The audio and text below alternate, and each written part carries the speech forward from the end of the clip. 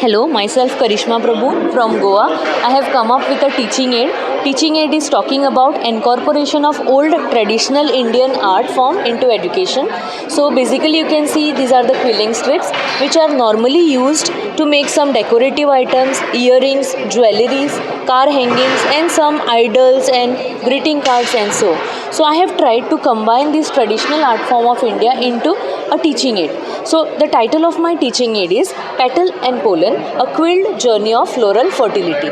So in this project I am trying to explain how flower beautifully develops into a fruit with the help of quilling. So on my first page I have shown pollination. This is called as self-pollination process. Here I have used 2 hibiscus flowers which the pollen from here, if it happens to go on the stigma of the same flower, it is called as antogamy, and if these pollens travel onto another flower of the same plant on the stigma of it, then it is called as gentogamy. So both these concepts are of self-pollination.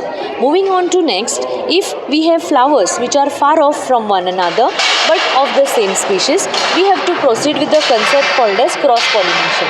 So in this process, we require a pollinating agent which is called as a pollinator. So this pollinator, in search of, like over here I have used honeybee, in search of nectar, it comes over here, it takes in the nectar in that bargain. It will have some pollens that will be deposited on its entire body. When it will travel on another flower, that time it will drop the pollens and the pollination will occur. This will be called as cross-pollination. Once the pollination is done, now the main process of fertilization starts. The pollen lands on the stigma and there starts germination of the pollen tube. This pollen tube, as you can see, reaches up till the ovary and through which 2 male gametes are transferred inside the ovary. These male gametes are highly delicate, so they have to pass through and through. It is not the visible process from outside. Now next, once the pollen tube have reached inside, they will combine with the ovules over here. They will form zygote. Zygote will further divide to form embryos. So this is the process of fertilization that is going on. The layers that you can see over here, they are not just for the design purpose. They are different layers which are already existing. They have got typical names, but that goes to little higher level, that is BSc and master's level. So that's why they are not being named over here in this particular project file. Moving on to the next slide.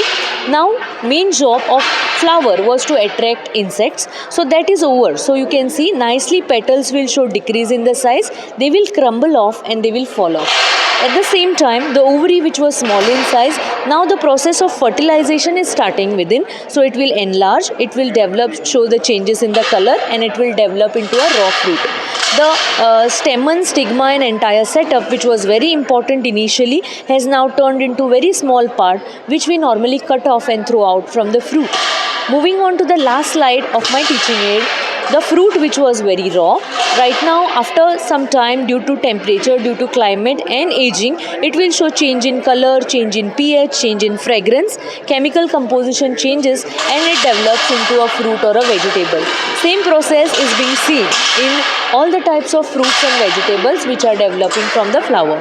Now main concept of making this teaching aid was to incorporate quilling art into education, and I think when we talk about the kinesthetic learners in the class, when we talk about inclusive education, we have different types of learners that are involved in the class.